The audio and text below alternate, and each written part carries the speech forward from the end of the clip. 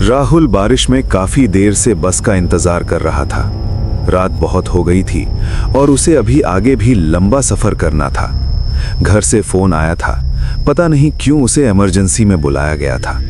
यही सब सोचते सोचते बस आ गई। राहुल और बाकी मुसाफिर बस में चढ़ने लगे।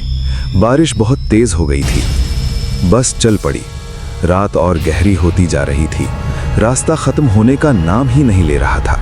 राहुल अपने गांव के पुराने बस स्टॉप पर उतर गया। बारिश अभी भी रुकने का नाम नहीं ले रही थी। चारों तरफ सन्नाटा था। एक अजीब सी गहरी खामोशी फैली हुई थी। जगह जगह पानी जमा हुआ था। राहुल बचते बचाते चलने लगा। उस समय वहां कोई सवारी नहीं थी। रात काफी हो चुकी थी। राहुल ने गांव जाने वाली सड़क पर पैदल ही चलना शुरू कर दिया।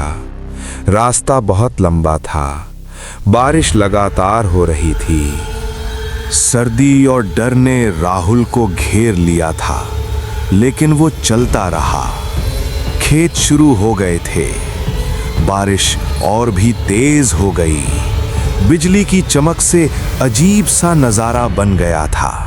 दूर दूर तक कुछ भी नजर नहीं आ रहा था। ऊपर से ये बारिश जाने कब बंद होगी कोई नहीं जानता था। उसने कुछ देर पेड़ के नीचे खड़े होकर रुकने की कोशिश की, लेकिन उससे ज्यादा फायदा नहीं हुआ। वो पूरी तरह भीग चुका था। वो दुआ करने लगा कि ये बारिश जल्दी रुक जाए। उसकी दुआ कबूल हुई और बारिश रुक गई। उसने चैन की सांस ली। हवा फिर भी तेज चल रही थी। उसने दोबारा पगडंडी पर चलना शुरू कर दिया। अचानक उसे महसूस हुआ उसके पीछे कोई है। जब उसने देखा, वाकई उसके पीछे एक आदमी खड़ा था। कहां से आ गया? आदमी उसके पास आकर बोला, भैया, तुम रानीपुर गांव जा रहे हो? राहुल ने डरते हुए हाँ में जवाब दिया। आदमी बोला, तुम बारिश की वजह से रास्ता भटक गए हो। ये रास्ता उधर नहीं जाता। राहुल ने धुंध में लिपटे रास्ते की तरफ देखा। दूर दूर तक वाकई कुछ नजर नहीं आ रहा था। हाय, वो वाकई रास्ता भूल गया था। भैया, तुम मेरे साथ चलो। यहाँ पास में मेरा चाय का ढाबा है। उसका ढाबा देखकर राहुल परेशान हो गया। यहाँ कौन चाय पीने आता होगा? आदमी चाय बनाने लगा। राहुल को कुछ अजीब सी जली हुई की खुशबू आ रही थी। राहुल चाय लेकर बेंच पर बैठ गया और आदमी से पूछा, यहाँ कौन चाय पीने आता है? भैया, तुम्हारे जैसा कोई रास्ता भूला आ ही जाता है। राहुल उठकर जाने लगा, मगर उसे रास्ते की कुछ समझ नहीं आ रही थी। उसे समझ नहीं आए क्या करें। भैया, तुम्हें रात इधर ही गुजारनी पड़ेगी। हो सकता है तुम रात में फिर रास्ता भूल जाओ, फिर तुम्हें मेरे जैसा साथी भी ना मिले। राहुल अभी सोच में ही था कि बारिश अचानक दोबारा शुरू हो गई।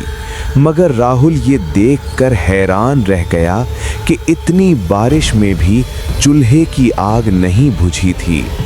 उसे ये देखकर बहुत अजीब भी लगा और डर भी कुछ तो गड़बड़ थी। आओ भैया, आओ इधर सो जाओ। अब तुम्हें रात इधर ही गुजारनी पड़ेगी। राहुल पहले घबरा जाता है, पर उसके पास कोई चारा नहीं था। वो आदमी के साथ चटाई पर बैठ पर जाता है। राहुल पूछता है, तुम यहाँ अकेले रहते हो? मगर आदमी बोलता है, पान खाओगे? राहुल पूछता है, पान? पान कहाँ से आया? आदमी बोलता है। मेरी बीवी बहुत अच्छा पान बनाती है। राहुल पूछता है, बीवी?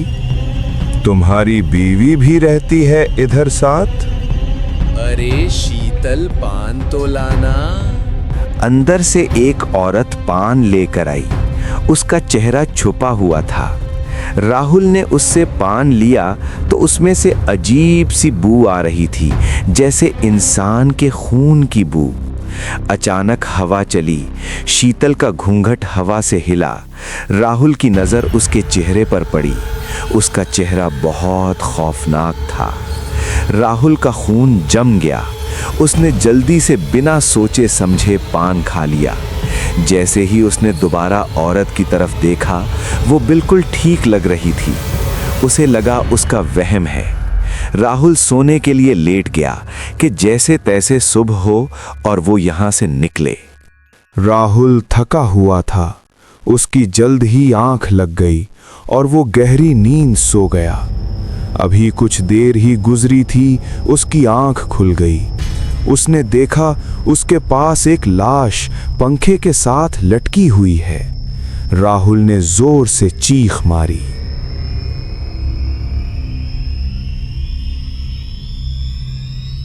अरे भैया, कोई बुरा सपना देख लिया है क्या? राहुल उठकर उस आदमी के पास आकर बेंच पर बैठ गया। नींद तो आने वाली नहीं थी। राहुल ने उससे पूछा, तुम सोए नहीं? यहाँ बैठे क्या कर रहे हो? हम लोग नहीं सोते भैया। राहुल को सब कुछ अजीब सा लग रहा था। वो आदमी से बातें करने लगा। तुम्हारे आसपास भी कोई नहीं रहता? तुम अकेले रहते हो इधर? उसे आदमी बहुत पुरस्कार किस्म का लग रहा था। शायद राहुल को अब डर लगने लगा था कि वो कहीं फंस गया है। आदमी बोला, चलो तुम्हें एक कहानी सुनाता हूँ, तुम्हारी रात भी गुजर जाएगी। एक बहुत खुशहाल गांव था। उसमें रामू का एक चाय का ढाबा था। ढाबा बहुत अच्छा चलता था। रामू की बीवी भी उसकी मदद करवाती थी। वो भी साथ चाय बना दिया करती थी। दिन रात रामू के ढाबे पर रश ही रहता था। आते जाते मुसाफिर वहाँ से चाय पीते थे।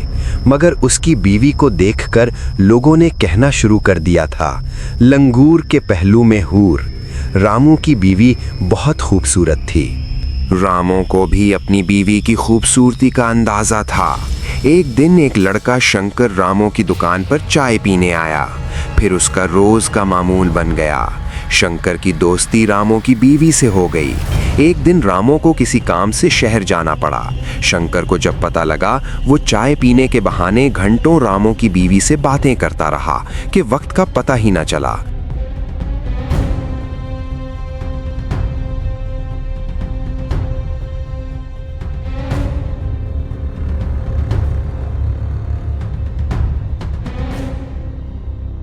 मौसम की खराबी की वजह से रामू जल्दी घर वापस लौट आया। उसने सारा मंजर अपनी आंखों से देखा और तैश में आकर अपनी बीवी और शंकर को जिंदा गड्ढे में दफन कर दिया।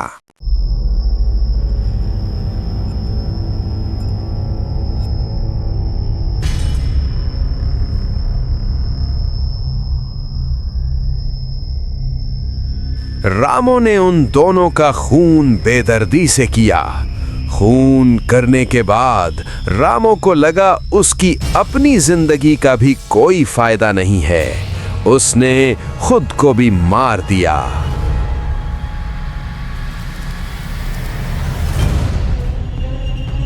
राहुल कहानी गौर से सुना रहा। पूरी कहानी सुनकर राहुल को यकीन हो गया।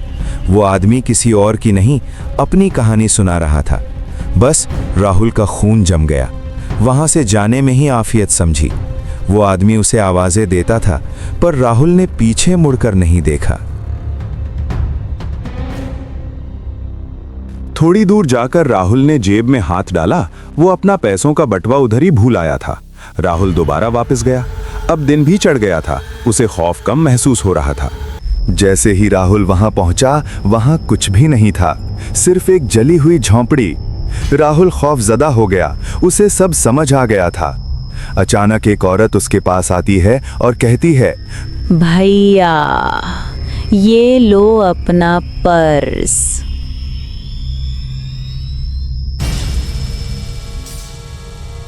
दूर बीच पर एक आदमी बैठा हंस रहा था।